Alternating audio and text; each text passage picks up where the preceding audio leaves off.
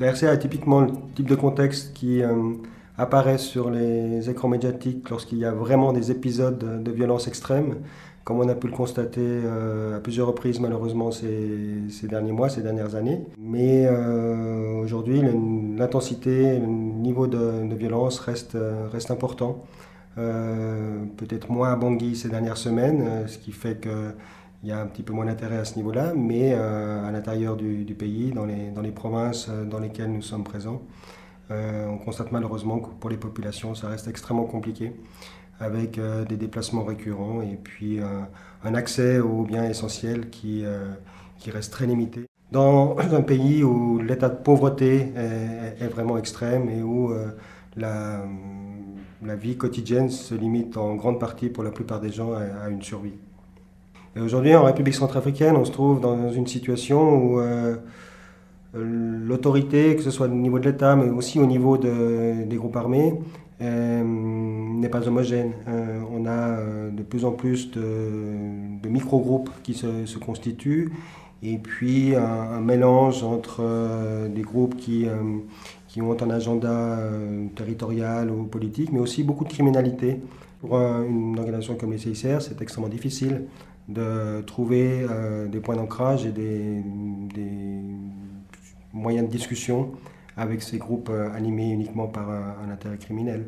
Donc pour nos collègues, le défi quotidien, c'est effectivement de s'efforcer de mieux comprendre leur environnement, d'identifier les personnes qui peuvent faciliter leur travail dans ce type d'environnement, s'inscrire dans la durée, de nouer des contacts, et puis de s'adapter à l'évolution de la situation. Malheureusement, quand des contacts sont noués et qu'on arrive à avoir quelque chose de solide, parfois, voire même souvent, les interlocuteurs changent ensuite et il faut recommencer ce travail de SAP de manière continue. Donc c'est vraiment des gros efforts qui sont fournis pour minimiser les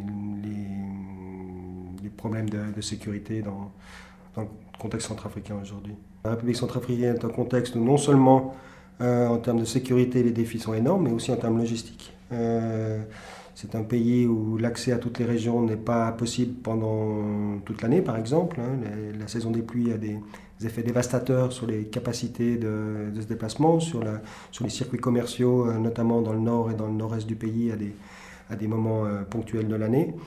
Et en ce qui nous concerne, on a développé une action qui a l'ambition de couvrir un maximum de régions affectées, mais surtout de développer une capacité la plus réactive possible pour répondre à des urgences là où elles se produisent en fonction des événements. Les besoins, malheureusement, ils restent significatifs. On a une situation qui est extrêmement préoccupante dans la plupart du pays, parce que ces besoins ne sont pas uniquement liés aux événements récents. Les événements récents se greffent sur une situation qui était déjà extrêmement tendue, et avec notamment au niveau du système de santé, au niveau de l'éducation, un État qui n'arrivait pas à assumer les charges qui sont normalement dévolues à un État dans la prise en charge de ses besoins dans l'ensemble du pays. Donc sur une situation fragile, les événements du type de ceux qu'on a connus en Centrafrique ces 2 dernières années, ça rend l'équation extrêmement compliquée et sans doute elle s'inscrit dans une durée conséquente. Donc ce qu'on peut faire aujourd'hui en tant qu'organisation humanitaire, c'est répondre à des urgences, répondre à des besoins ponctuels, essayer de construire une action qui permette aux personnes défavorisées de voir un peu plus loin que le jour même. Mais les moyens nécessaires pour trouver une autre dynamique et puis véritablement une amélioration, ils dépassent largement les moyens d'une organisation humanitaire. On parle ici d'investissement pour la reconstruction d'un État et pas d'une simple assistance.